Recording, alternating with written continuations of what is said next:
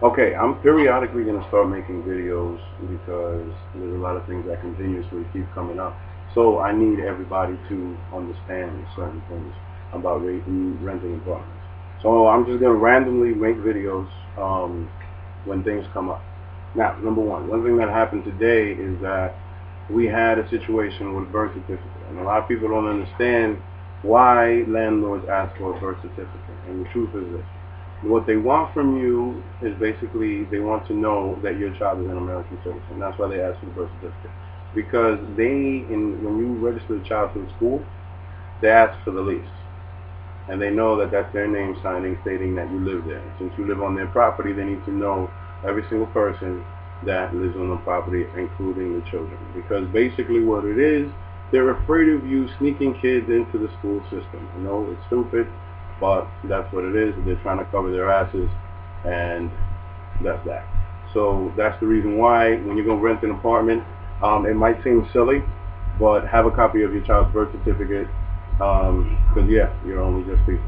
All right. Thank you. Push it out.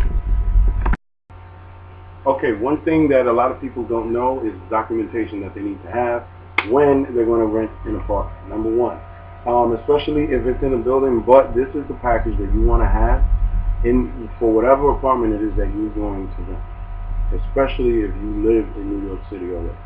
Number one, your ID, a copy of your social, a copy of your pay stubs, a copy of your income taxes, and a copy of your bank statements. Now, you when it comes to your income taxes, break them up. And what I mean by break them up is I have two sets. One set being your full income taxes, and the other set meaning your 1040. Look through your taxes for your 1040, because sometimes the only thing people want is just the 2 pages. You don't have to have the entire stack of papers. You understand? They just want to see basic numbers. Some people, they want to see the full taxes because they think you're lying, because everybody can just make taxes nowadays quicker. Understand? So, like I said before, ID, social, pay stubs, income taxes, bank statements, all of that. Now, if you have a bank statement, please don't bring a bank statement that has $2 just because you got a bank statement. And trust me, I know it sounds stupid, but a lot of people have done it. We ask them for a bank statement, and then they give me a bank statement that says $2. That's not a good look to the landlord, of course, especially, you're trying to make a money deal with them. So, yeah. Don't just look at the paper, and because it's the paper, you bring it, okay? So, yeah, ID, social, pay stubs, income taxes, no matter what it is. If you get paid in cash and you don't receive pay stubs, the best thing to do is to get a letter from your job, or if you get paid in personal checks, definitely a letter with at least 3 personal checks shown, okay? Because the landlords want to see that you have an income and you have a consistent income.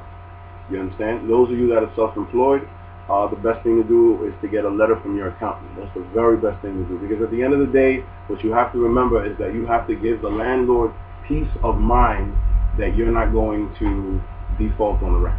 You know what I mean? They want to make sure they're not taking you to court, basically. So I need the paperwork to show them. You understand? And that's that. So if you're looking around, make sure that you have this. Your pretty face, your pretty smile, none of that is going to work unless it's a private house landlord.